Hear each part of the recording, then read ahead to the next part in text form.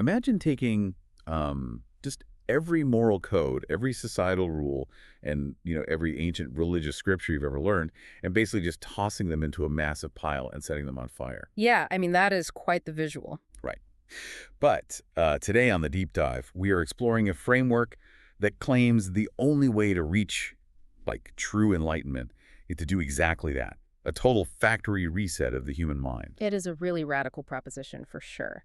So what we are looking at today is a philosophical and, well, a spiritual text from 2008. It's authored by someone named Shui, and the title is What is the Tao of the Greatest Creator and How to Walk It? And we should probably state right up front, just so everyone knows where we're coming from. Absolutely. Our goal today isn't to convert anyone to a new theology or endorse these specific religious or spiritual claims. That's not what we do here. Right, no. We are examining this entirely as a really fascinating thought experiment.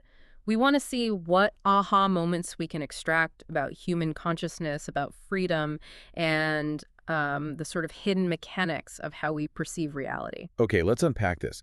Because the author, Surfing, isn't just offering some mild, everyday self-help advice here. No, definitely not. This text claims to offer a literal shortcut, like a way to completely bypass human dogma, cross this sea of suffering, and arrive at the most ideal realm of life. Yeah. And to even begin to wrap our heads around this, we have to understand what the author actually means by the Tao or the way. Because in this framework, the Tao isn't a rigid set of commandments at all. Right. It's way bigger than that. Exactly. It is described as this vast, unfathomable force that just totally transcends time and space. Which, I mean, for a human brain to process that, it's massive. It's too massive, yeah. So to make that cosmic concept manageable for us, the author breaks this Tao down into 8 distinct expressions or pathways. Ranging from chaos all the way to light. Right. Exactly, from chaos to light. And navigating these 8 expressions is how you supposedly walk this path. But what immediately stands out is that before this framework gives you literally any new rules to follow, it demands that you destroy the old ones. Right. It starts with the Tao of Hunden, which translates loosely to chaos or fluidity, and then pairs that with the Tao of Freedom. So this is like the unlearning phase. Yes, exactly. The text insists that you have to unbind your mind from traditional concepts completely. It uses this really vivid imagery, quoting a proverb about the sky being high enough for birds to fly and the sea being vast enough for fish to leap. It's beautiful imagery, honestly. It is. And the idea is to let your consciousness just soar without being weighed down by, conventional thinking. Mm-hmm. And it pairs this fluidity directly with the Tao of Freedom, which is literally all about rejecting chains and shackles. Yeah, it is a profound call for absolute, unfiltered spiritual independence. Shui argues that to walk this path, you have to read what he calls the book without words. The book without words, Right. which means what exactly? It means communing directly with the creator, with the source of creation, rather than credulously trusting human classics. The underlying logic here is that human words, human traditions, and all this human moral preaching are inherently limited. Oh, because they put infinite concepts into finite boxes. Precisely. They take the infinite and put it in a box that gets easily corrupted over time. So you are instructed to stop worshiping idols and to stop allowing any external force to bind your free will. It makes me think of buying a brand new smartphone. Oh, okay. I like where this is going. Like when you get it from the carrier, it's already loaded with all this bloatware. Apps you never asked for, tracking software, system limitations. Right, the stuff you can't even delete normally. Exactly. Yeah. And those background apps are constantly draining your battery. They're slowing down your processor. So reading this book without words feels like performing a hard factory reset on your brain. That is a great way to put it. You are wiping away all the societal bloatware, the inherited dogmas, and just the rigid moralizing we've all unknowingly installed or had installed for us over our lifetimes. And when you remove that bloatware, the processor physically runs faster. Right. But I gotta say, I do struggle with this a bit. Oh, how so? Well, if I just delete all my internal moral bloatware, what stops me from acting purely selfishly? Like, if we strip away all societal rules and moral preaching, doesn't Hunden just lead to reckless chaos? I mean, anarchy. This raises an important question because the word chaos usually triggers our alarm bells, right? Yeah, definitely. We equate chaos with a lack of empathy or a total breakdown of society. But we really have to look at the specific definition of Hunden in this framework. It doesn't mean a riot in the streets. Okay, so what does it mean? Hunden is described here as subtle, profound, and fluid without obstruction. Think of it less as destructive anarchy and more as the removal of psychological friction. So it's chaos in the sense of like raw, unshaped clay, rather than a shattered vase on the floor. Precisely. It is a state of limitless potential. The danger of human dogma, according to this philosophy, isn't that it keeps us safe. It's that it artificially limits what consciousness can actually achieve. Because it assumes empathy is innate. Exactly. Empathy and connection are viewed as innate to our nature. It is the rigid dogma that actually creates the division and conflict. So by unshackling your free will, you aren't becoming a menace to society. You are just returning to a natural state of fluidity where your mind can finally operate at full capacity. Allowing you to imagine without limit. Yes. But having a mind entirely free of rules is kind of terrifying if you don't know what to do with it, It can be daunting, sure. If we wipe the slate clean, Yeah. what is the new operating system that replaces it? Like, Okay. once the mind is fluid, what does it actually do? Well, according to the source material, it builds reality. Okay. And this is governed by the next two pathways, the Tao of Mystery and the Tao of Creation. Right, and here's where it gets really interesting, because the framework shifts from passive detachment to, like, superactive agency. It really does. The Tao of Mystery operates on this premise that thought physically moves energy.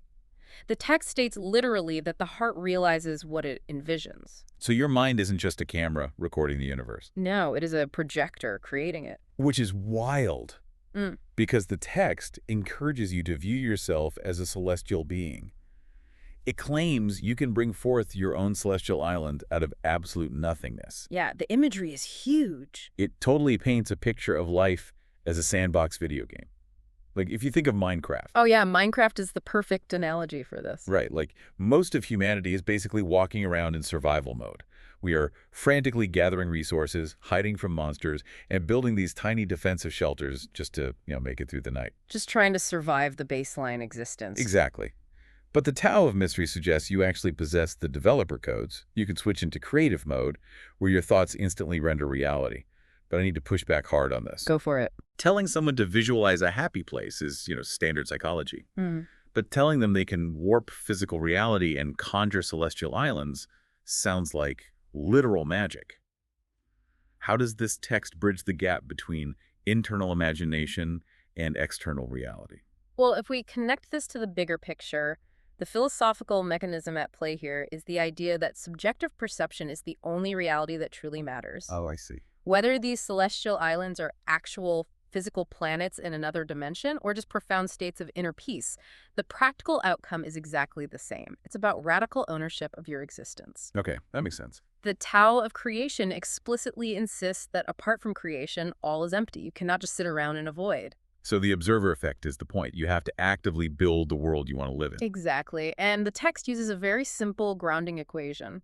Sow joy, reap joy. I really like that. Yeah, it argues that those who forge hell dwell in hell, and those who open paradise dwell in paradise.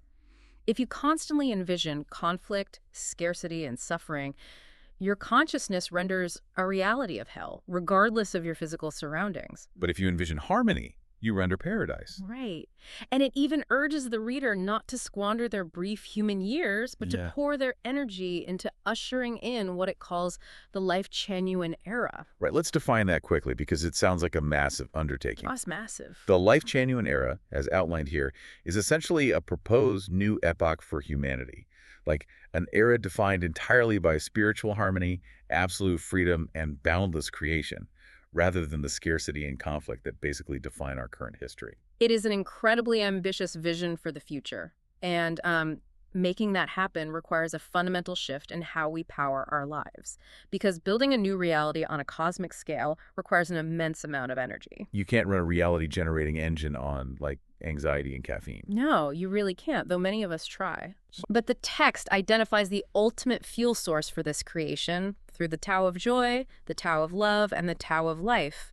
And that fuel is profound, radically inclusive connection. And the scale of this inclusion is just sweeping. Yeah. Like the Tao of Joy demands an awakening of a great love that transcends literally everything that currently divides humanity. Everything. You are asked to love beyond nations, beyond political parties, beyond religions, families, race, and gender. It requires completely dismantling tribalism. The argument is that as long as you are drawing a circle that includes some people and excludes others, you are operating with limited, finite energy. Wow. And then the Tao of Life asks you to step beyond even the biological concepts of birth and death entirely. It's like taking a camera that has been stuck on a macro lens for your entire existence, right? Yeah, exactly. Because we spend our days focused incredibly tightly on the anxieties of a standard 100-year human lifespan.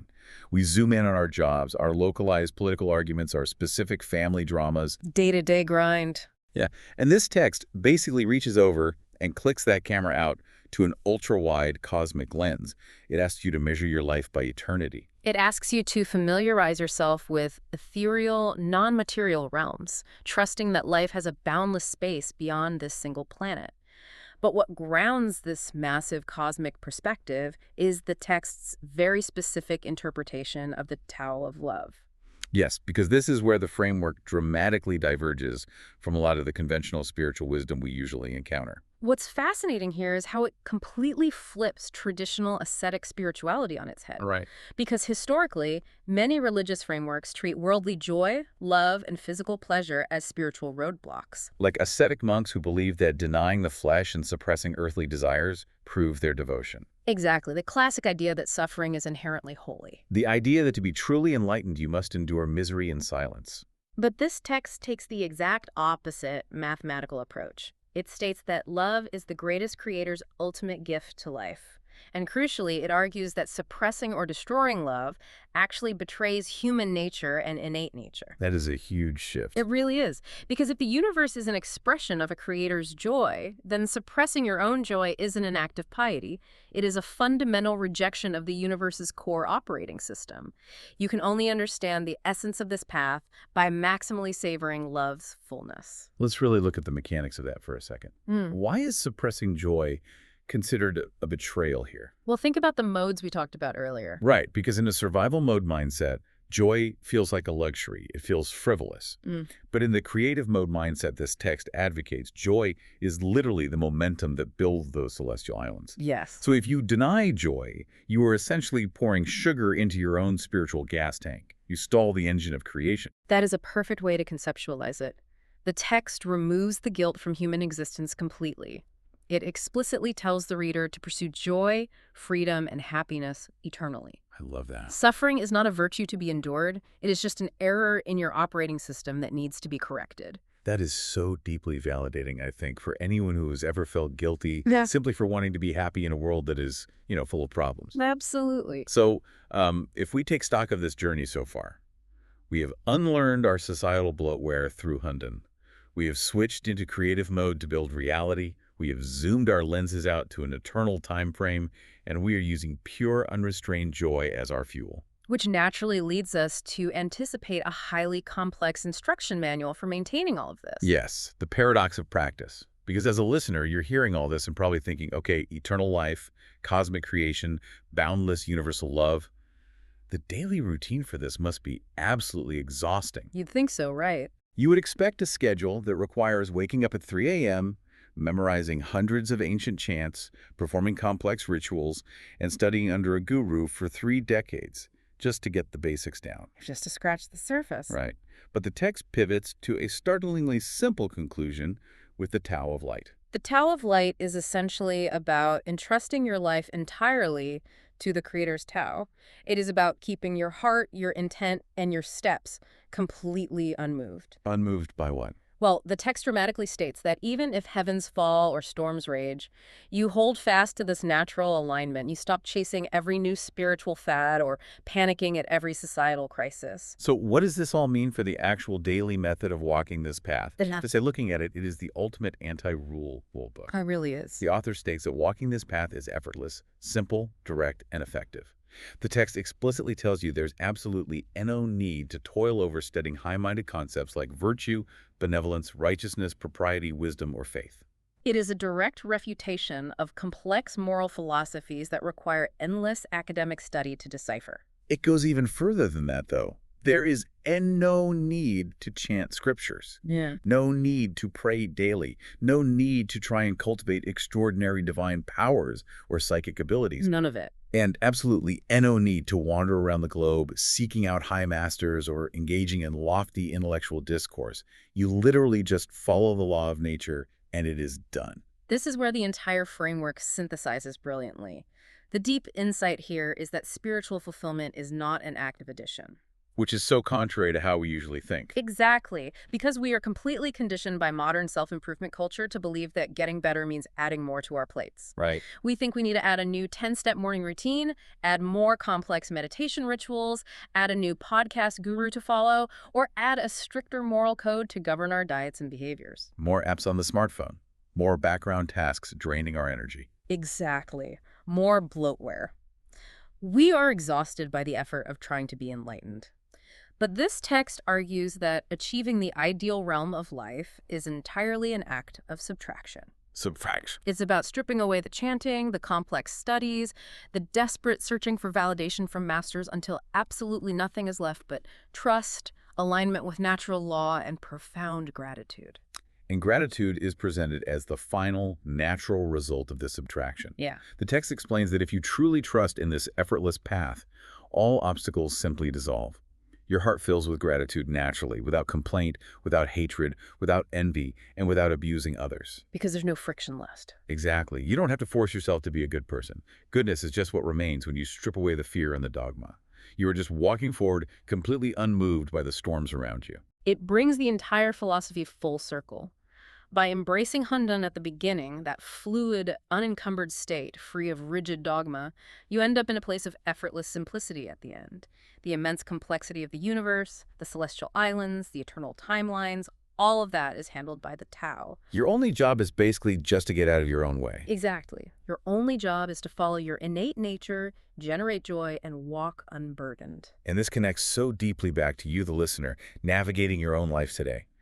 Even if you aren't literally trying to traverse the cosmos right now, or warp physical reality to build a magical island out of thin air, this text offers an incredibly powerful mental reset. For sure. If you are feeling completely overwhelmed by the sheer volume of information, the heavy expectations, and the endless rules of modern life, this framework provides a highly practical toolset. The utility of this cannot be overstated. The idea of intentionally dropping societal bloatware to speed up your mental processing power, the radical permission to refuse to suppress your own joy, the mandate to focus purely on what you're actively creating rather than passively consuming. It's huge. These are tools you can deploy immediately. You don't need to join a monastery, and you don't need a PhD in theology to apply them. And you don't even need to take the author's word for it either. No, you don't. And that is perhaps the most empowering element of this entire source material. At the very end, the author essentially hands the authority right back to the reader. Right. The text closes with a sentiment along the lines of, I have received this revelation and offer guidance to point the way, but it is for you to verify its truth in your own life. I love that. The ultimate authority isn't the ancient classic, it isn't the guru, and it isn't even this text itself. The ultimate authority is your own lived experience. If a belief system doesn't bring you closer to freedom, fluidity, and joy, it simply isn't serving its purpose. It's handing the map back to you and telling you to draw it yourself. Precisely. We started this deep dive talking about how much we rely on rigid boundaries, strict rules, and warning signs just to feel safe in the world. We cling to the map because we are afraid of the wilderness. But if, as this framework suggests, our thoughts literally forge our hell or open our paradise, what hidden, invisible chains are you unconsciously placing on yourself right now, simply out of habit? It's a great question to ponder. What if the most radical, rebellious thing you could possibly do today isn't to fight against the system, but to simply strip away the rules, follow the law of nature, and stubbornly choose joy?